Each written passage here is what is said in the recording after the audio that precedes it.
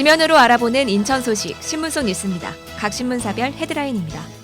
먼저 기호일보는 인천시가 발표한 사회복지 종사자 처우 개선 계획이 기존 지침보다 퇴보했다는 지적이 나오고 있다고 전했습니다.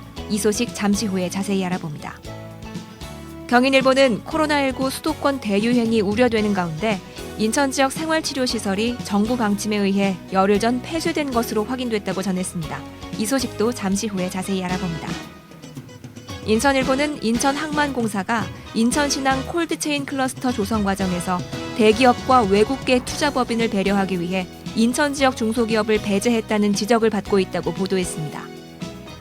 중부일보는 코로나19 재확산으로 인천의 소비 제조업뿐 아니라 소상공인이나 일용직, 임시직 노동자들까지 전방위적으로 실직 위기에 놓일 것으로 예상된다고 전했습니다.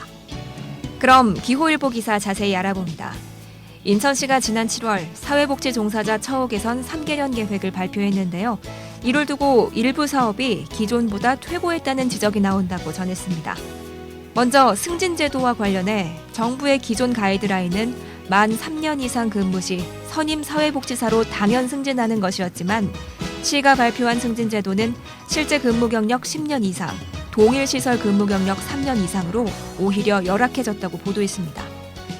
또한 장기 근속 휴가도 지난해에는 국시비 지원시설 여부와 상관없이 10년 이상 근무자는 누구나 5일에서 10일의 유급 휴가를 이용할 수 있었지만 처우 개선 3개년 계획에서는 시비 지원 사회복지시설에 한해 동일한 유급 휴가를 제공하는 것으로 혜택이 축소됐다고 신문은 전했습니다. 다음은 경인일보 기사 살펴봅니다. 음압치료기가 필요 없는 경증 환자를 치료하던 인천의 생활치료시설이 정부 방침에 의해 불과 열흘 전 폐쇄된 것으로 확인됐다고 보도했는데요. 운영 종료 나흘 만인 지난 12일부터 종교시설과 카페 등에서 시작한 코로나19 확산이 수도권 전체로 퍼져나가면서 인천은 경기도 안산의 생활치료시설에 거부살이를 하는 처지라고 전했습니다. 정부는 뒤늦게 인천시와 생활치료시설 재지정을 위한 협의를 시작했는데요. 인천시 관계자는 정부와 협의해 다음 주에는 생활치료시설이 재가동될 수 있도록 하겠다고 말했다고 신문은 전했습니다. 지금까지 신문 속 뉴스였습니다.